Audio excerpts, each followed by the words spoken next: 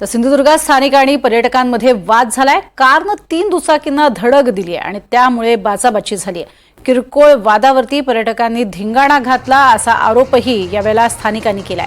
कुडाळ पोलिसांकडून 2 गटात मध्यस्थी करण्यात आली आहे। आपल्याला कल्पना आहे सध्या कोकणात मोठ्या संख्येने पर्यटक हे दाखल होत असतात, मात्र पर्यटकांकडून इथे स्थानिकांना मारहाणीचा प्रयत्न झालेला आहे अशा स्वरूपाचा आरोप होतोय। स्थानिक आणि पर्यटक असा हा वाद पाहायला मिळालाय। वाद झाल्याची ही दृश्य आपण पाहतोय। स्थानिक आणि पर्यटकांमधला हा वाद होता।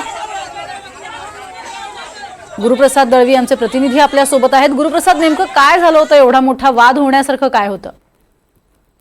प्रज्ञा, नक्कीच बघायचं झालं तर एकंदरीत इनोव्हा कारने 3 दुचाकी वाहनांना धडक दिल्यावरून झालेल्या वादावादीमध्ये कुडाळ येथील एका व्यावसायिकाला इनोव्हा कारमधील मुंबईवरून आलेले जे पर्यटक होते त्यांनी स्थानिक व्यावसायिक यांच्यात मंगळवारी बाचाबाची झाली। अखेर या पर्यटकांनी कुडाळमध्ये धिंगाणा घातला। अखेर हे प्रकरण पोलीस ठाण्यात गेले।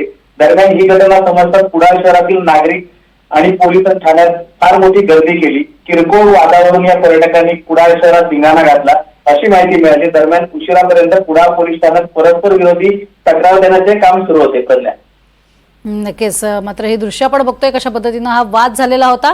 पोलिसांनी अखेर मध्यस्थी केली होती आणि म्हणून वाद निवळला। अधिक या माहितीसाठी तुर्तास धन्यवाद गुरुप्रसाद।